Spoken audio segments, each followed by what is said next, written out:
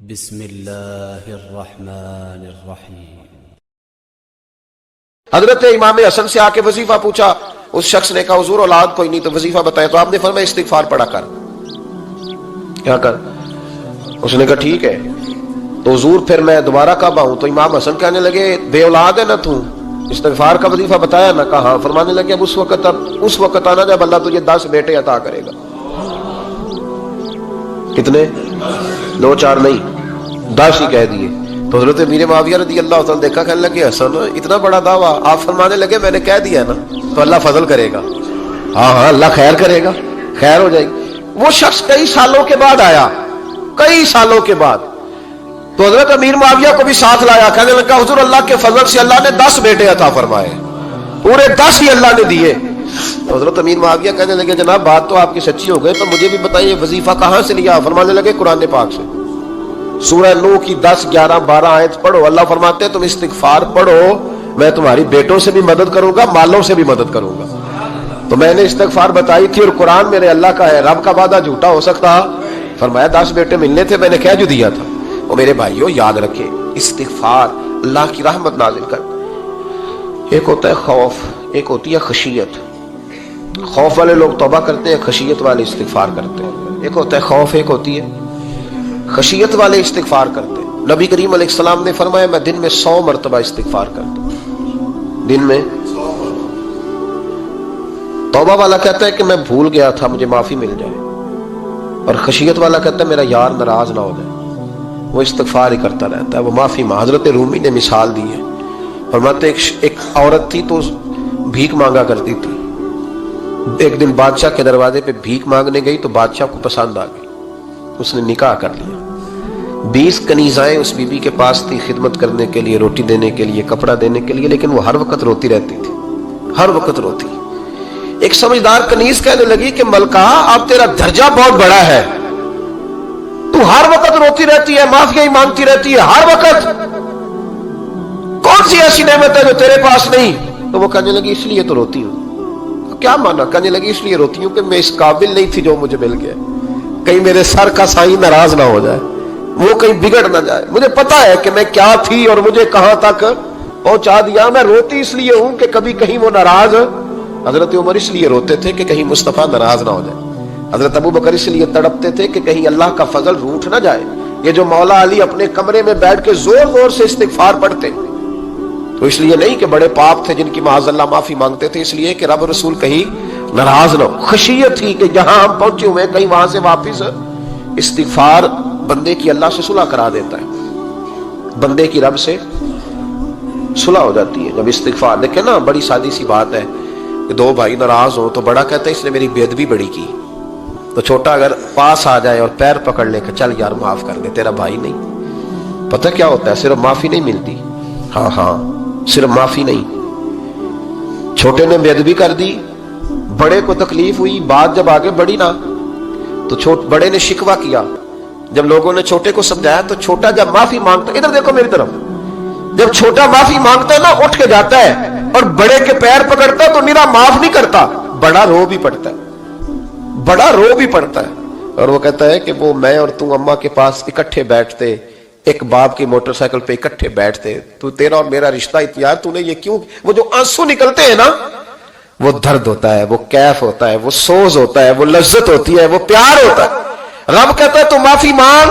انہو کان غفارا، تو معافی مانگ، میں تجھے معاف بھی کروں گا، تیرے اوپر رحمت بھی فرماؤں گا، تیرے اوپر کرم نوازی بھی کروں گا، تجھے نواز دوں گا، تجھے عطا کروں گا۔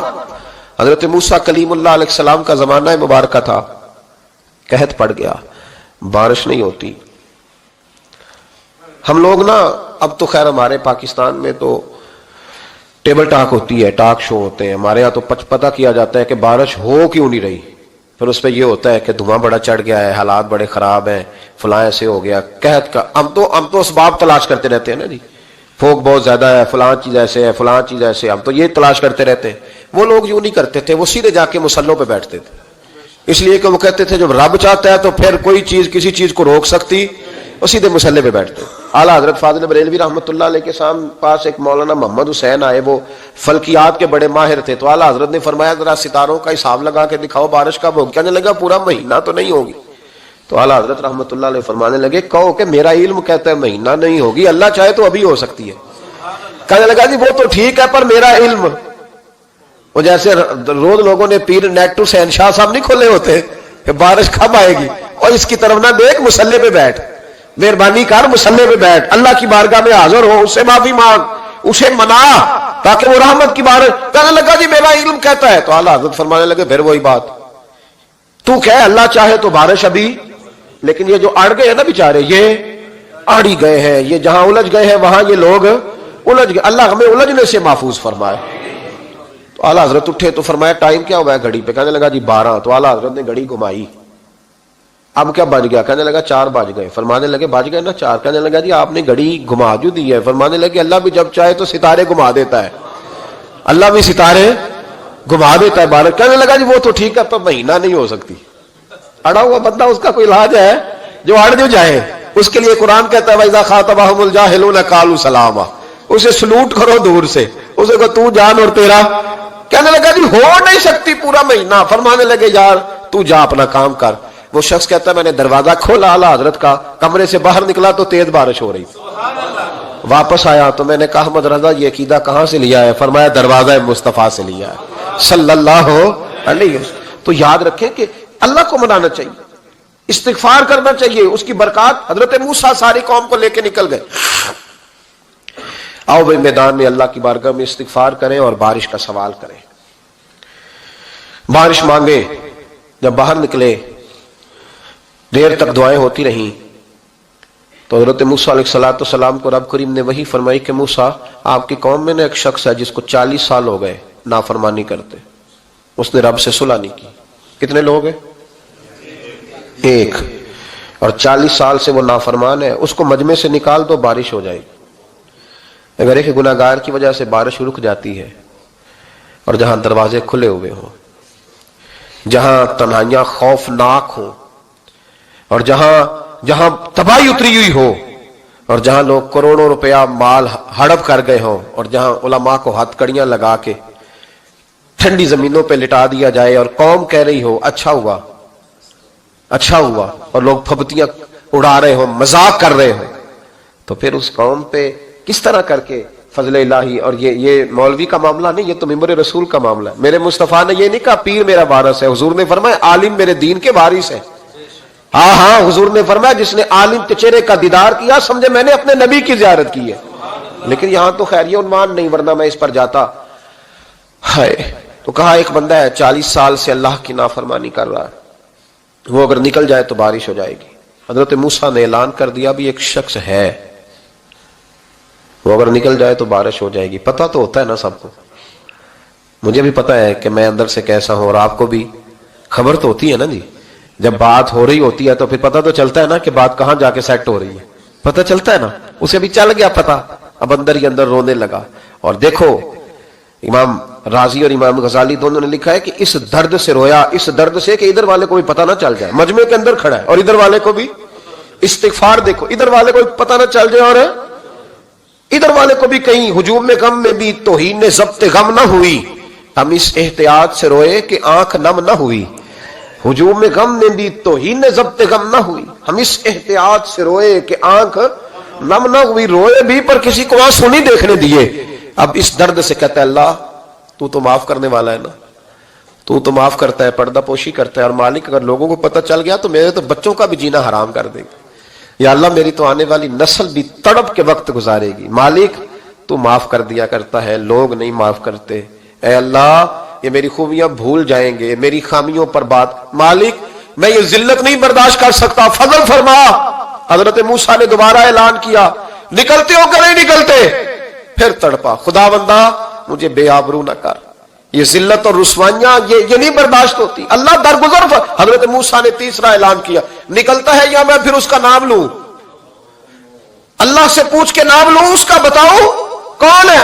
اب تو تڑپ گیا، کہنے لگا مالک میں تیری بارگاہ میں استغفار کرتا ہوں، آئندہ نہیں کرتا، آئندہ نہیں کرتا۔ یہ لفظ ادا کیے، بندہ کوئی بھی نہیں نکلا، رب کریم نے بارش عطا کر دی، تیز بارش جب برسی نا، تیز بارش، لوگ تو می دیکھ کے دوڑ گئے تو حضرت موسیٰ کہنے لگا یا اللہ مجھے بھی تو بتا، تو نے کہا تھا کہ جب تک بندہ نہیں نکلتا بارش نہیں ہوگی، تو نکلا کوئی بھی نہیں، بارش ہو گئی، ماجرا کیا ہے؟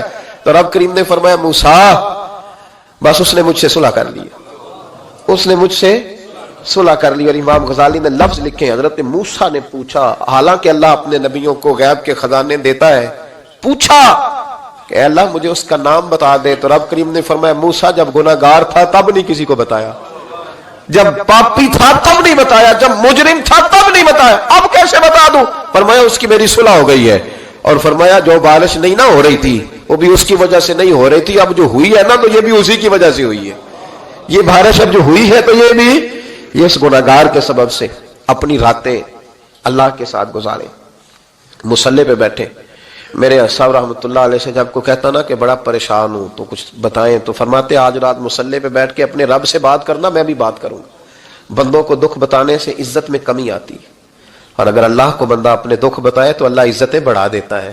ترمذی شریف کی حدیث ہے، نبی پاک علیہ السلام نے فرمایا اگر تو دنیا داروں کو دکھ بتائے گا تو اللہ تجھے غنی نہیں کرے گا، اور اگر تو اپنے رب کو بتائے گا تو اللہ بڑی جلدی تجھے دنیا سے بے نیاز کر دے گا، تجھے لوگوں کی ضرورت نہیں رہے گی۔ استغفار کریں، کثرت سے کریں، ذوق سے کریں، مصلی آباد رکھیں، ہر شے دیکھو نا، جس طرح کھانے کی میز آباد رہتی ہے، بستر آباد رہتا ہے، ہمارے دیگر معاملات، اگر مصلی نہ آباد رہے تو روح بے چین رہتی ہے، طبیعت بے قرار رہتی ہے۔ انسان میں نے دیکھا ہے بڑے بڑے سمجھدار لوگ پاگلوں جیسی زندگی گزار رہے ہیں، بولتے جا رہے ہیں، بولتے جا رہے ہیں، بولتے جا رہے ہیں، ایسے کسی کو کوئی خبر کہ 6 فون اٹھائے ہوئے ہیں، ایسے جیسے ڈسٹرب ہو گئے مینٹلی طور پر۔ وجہ کیا ہے کہ ان سے جان نہیں چھڑاتے۔ کبھی سارے موبائل بند کر کے نا، سارے بچے ہر چیز سائڈ پہ کر کے مصلی پہ بھی آنا چاہیے، اور مالک تو بڑا ہی کریم ہے، اللہ تو بڑا ہی کنز المال کی حدیث سنا کے بعد سمیٹتا ہوں۔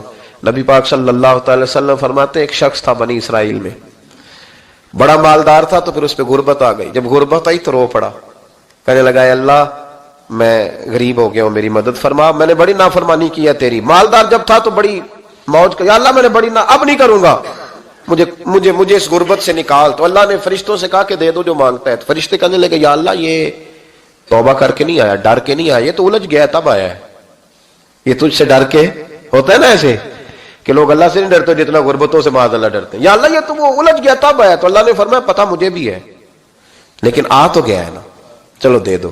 تو کہا یا اللہ اگر دے دیا تو دوبارہ نہیں آئے گا، فرمایا اس کا بھی مجھے پتا ہے، تم دے دو۔ اسے دے دیا، جب دولت مل گئی نا تو کہنے لگا اوہو وہ تو میں نے اس طریقہ سے استعمال کیا اس لیے کامیاب ہو گیا۔